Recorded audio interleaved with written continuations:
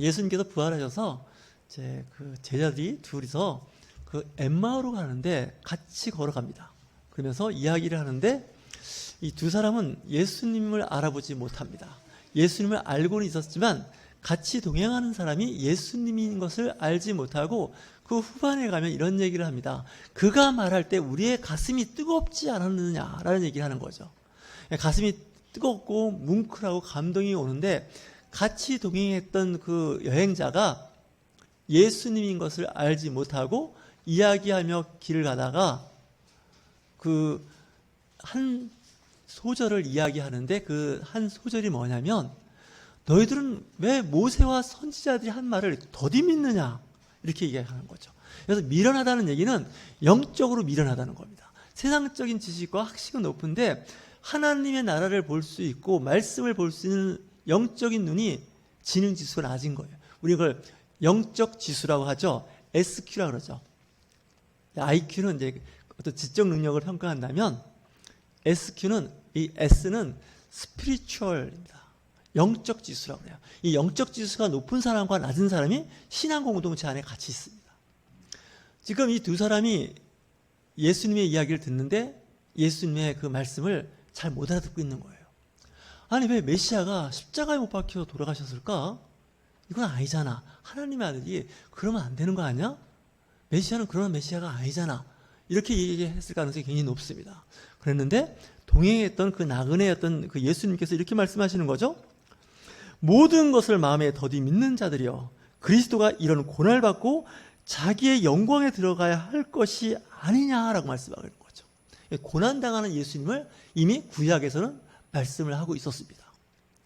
이 사건에 관련된 것은 사도행전 그 8장 35절에도 동일하게 얘기가 나오고 있는데 아프리카 이디오피아의 그 간다게라고 하는 국고를 맡은 그 장관이 가다가 성경을 이제 그 읽다가 이해가 안 되는 거예요. 구약 성경입니다. 이 이디오피아는 일찍이 그 솔로몬 시대 때부터인지는 모르겠지만 하나님을 믿는 사람들이었습니다. 성경을 읽어보니까 알든 모르든 어려운 거예요.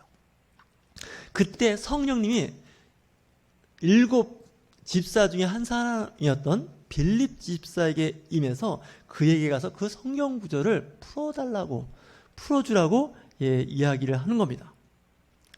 자, 지금 그 이야기가 오늘 나오는 예수님 말씀과 동일하게 나타나는데 읽는 성경 구절은 이것이니 일렀을 그가 도살자에게로 가는 양과 같이 끌려갔고 털 깎는 자 앞에서 있는 어린 양이 조용함과 같이 그의 입을 열지 아니하였도다. 그가 굴욕을 당했을 때 공정한 재판도 받지 못하였으니 누가 그의 세대를 말하려 그의 생명이 땅에서 빼앗김이로다 하였거늘. 구약에 고난당하는 메시아 그리스도를 이미 이야기하고 있다는 거예요. 어떤 상태냐? 양이 도살자에게 끌려가는 것처럼 끌려가는데 입을 열지 않았다는 거예요. 변명이나 불평불만을 이야기한 것이 아니라 그냥 그 불공정한 재판, 억울한 재판 가운데서도 그가 침묵했다는 거죠. 그리스도인들이 그랬으면 좋겠습니다. 요즘 그리스도인들은 너나 할 거 없이 조금만 자기한테 손해가 되면 펄펄 날뛰어요.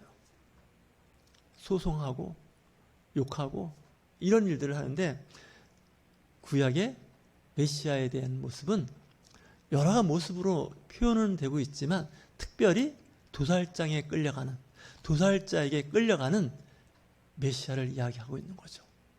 그러니까 엠마오로 간 두 제자는 좀 헷갈렸던 거죠. 이 땅을 회복시키는 유대 나라의 독립을 쟁취하는 그런 메시아 하나님의 나라를 생각했는데 무기력하게 십자가에 못 박혀 죽었다는 거죠. 그랬을 때 예수님께서 말씀하시는 거죠. 선지자의 글에 이미 예언이 되어 있는데 왜 그런 걸 못 믿느냐. 잘못 믿고 있다는 거죠. 이 구약 말씀에 하나님의 마음 그 오실 메시아에 대해서 사람들이 오해하고 있다는 거예요. 그러다 보니까 메시아를 십자가에 처형까지 해버린 거죠. 우리는 내 생각과 내 뜻과 내 취지에 맞지 않으면 믿는 사람이라 할지라도 그 사람을 소외시키거나 제도권에서 밀어내는 사람이 되기 때문에 그렇습니다. 모세와 모든 선지자의 글로 시작하여 모든 성경에 쓴 바 자기에 관한 것을 자세히 설명하시니라. 예수님께서 말씀하시는 거죠. 모세가 예언하죠. 이후에 나와 같은 선지자가 나올 거라는 거죠. 그의 선지자의 말을 잘 들으라고 이야기하고 있습니다. 이사야서에서도 그렇게 이야기를 했고요. 미가도 그런 얘기를 했습니다. 구약의 모든 예언과 선지자의 그 예언은 오실 메시아에 대해서 말씀하고 있고 그 메시아가 예수라는 거죠. 그 당시 성경 박사들이 오히려 그걸 몰랐다는 거예요. 오직 성령이 임한 사람에게만 그들은 예수가 하나님의 독생하신 구원자 메시아라는 것을 알게 됩니다. 저와 여러분 성령으로 충만하시길 주의로 축원합니다. 이 성령으로 충만하지 않으면 바로 내 옆에 하나님의 천사, 사자가 있어도 알지 못합니다. 심지어는 내 옆에 악마가 나에게 속삭이고 나를 유혹하는데 그걸 깨닫지 못하고 있다는 것입니다. 자, 이제 해가 저물고 가까운 마을에 들어가게 됩니다.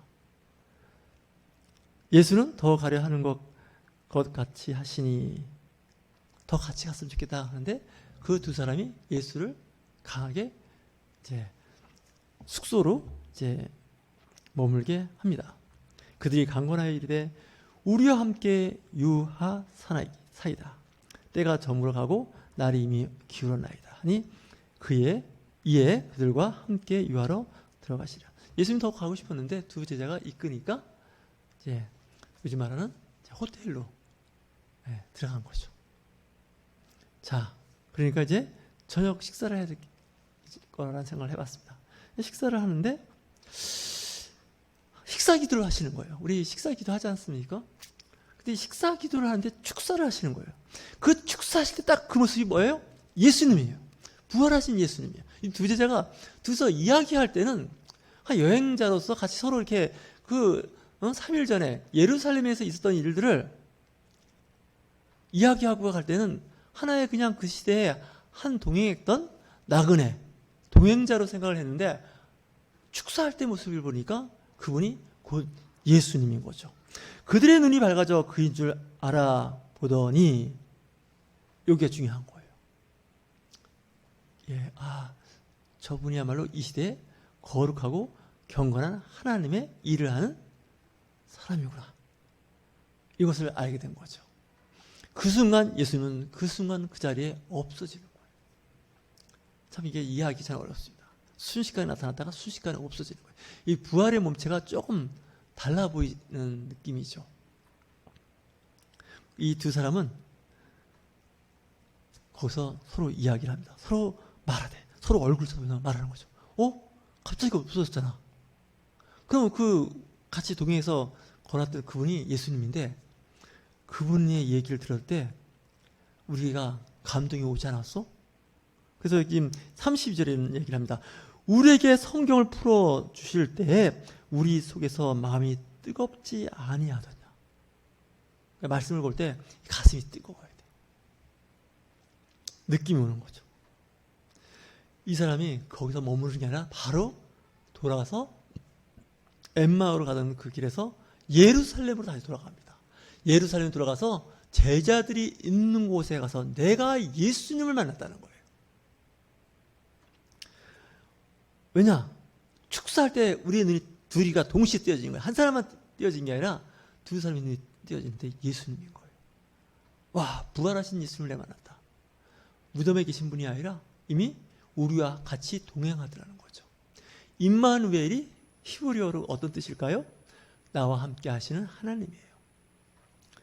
이미 그는 십자가에 처형당했고 무덤에 있을 거라 했던 그분이 부활해서 나와 함께 그 엠마오로 가는 그 여행길에서 같이 동행을 했다는 거예요.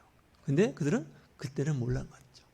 다만 그 말씀을 들을 때 마음이 뜨거워지는 거죠.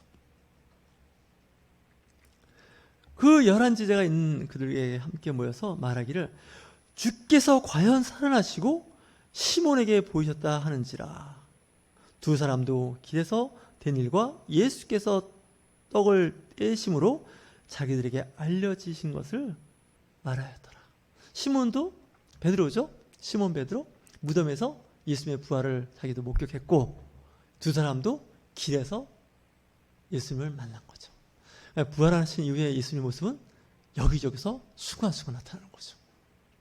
어느 곳에서나 편재하고 계신 성령 예수 그리스도를 볼 수 있었다는 거죠. 우리가 인터넷으로 예배드리면 지금 지구 반대편에 있는 사람과도 거의 실시간으로 빛의 속도로 같이 예배할 수 있고 같이 기도 제목을 놓고 기도할 수 있는 것은 성령님은 무소무제하셔서 어느 곳에서나 우리와 함께 하심을 알 수 있는 것입니다. 부활하신 후에 시몬에게도 보이고 또 엠마오로 가는 두 제자에게도 보이고 마지막에는 그 의심 많은 도마에게도 예수님께서 창에 찔린 옆구리 그리고 손과 발에 난 못자국을 보여주시는 예수님께서 사랑하는 제자들에게 나타나시는 거죠. 사랑하는 사람들에게 나타났다는 것이 중요하죠. 막달라 마리아에게도 보이셨지 않습니까? 예수님은 지금도 원하는 하나님께서 사랑하시고 예수님께서 기뻐하는 자들 앞에 자기 자신을 드러냅니다. 세월은 2000년 흐르는 이야기지만 지금도 예수 그리스도의 성령은 우리와 함께 하심을 믿으시길 주의 이름으로 축원합니다.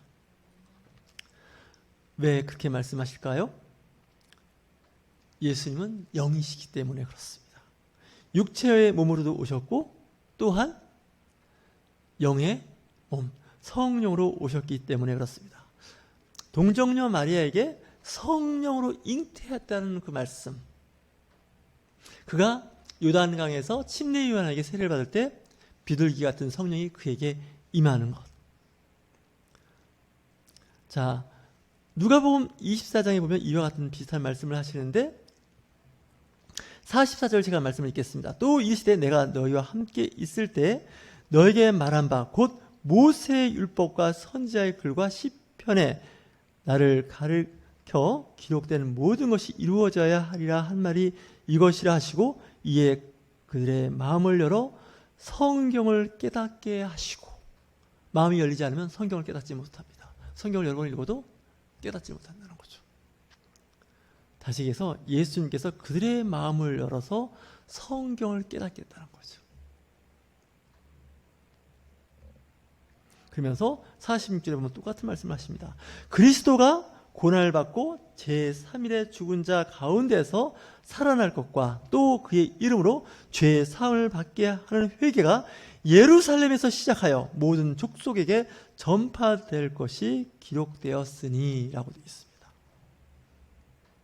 다시 얘기해서 예수님이 고난당하시고 3일 만에 부활하시고 그 복음이 온 민족에게 전파될 것을 말씀하고 있는데 여러분들이, 제자 여러분들이 증인이 될 것이다 말씀하고 있습니다. 모든 일에 증인이 된다는 것은 예수님의 공생애를 보고 함께 했던 제자들을 통해서 증거하게 된다는 것이죠. 지금도 우리는 그와 동일한 일을 하고 있습니다. 시간과 공간의 제한을 받지 않고 예수 그리스도인이 있는 곳에서는 성경 말씀을 읽고 가르칠 때 그들의 마음이 열리고 깨닫는 눈, 듣는 귀를 주시는 것을 여러분들 믿으시기 바랍니다. 성령은 하나입니다. 그 성령 하나이신 그 영이 하나님 말씀이 선포되는 곳마다 그곳에서 일하시고 스스로 예수 그리스도가 구원자이심을 증거하고 있기 때문에 그렇습니다. 주님, 오늘도 우리와 함께 하소서. 우리에게 성령으로 함께 하여 주시옵소서. 사도행전 8장 35절에 나오는 말씀처럼 빌립이란 집사, 이 집사가 아프리카에서 온 간다게라고 하는, 요즘 말하면 재물을 맡은 그 장관에게 가르쳐 주는 거예요. 그 예언됐던 그 메시아, 그분이 바로 우리가 만났던 예수님인 것을 가르쳐 주죠. 그랬더니 그 간다개가 마차를 세우더니 물이 있는 곳을 찾는 곳이에요. 그래서 거기서 예수 그리스도 이름으로 세례를 받습니다. 바로 거기서 깨닫는 순간 세례를 받는 거예요. 이 물세례의 그 위대함을 이야기하고 있습니다. 내가 그리스도인이라는 것을 거기서 증거하는 것이 세례입니다. 저희 여러분, 물과 성령으로 거듭나지 않으면 하나님의 나라를 볼 수 없다고 말씀하고 있습니다. 여러분, 기도하실 때 성령으로 기도하시고, 또한 말씀을 들을 때 깨닫는 지혜가 함께 하시길 주의 이름으로 축원합니다.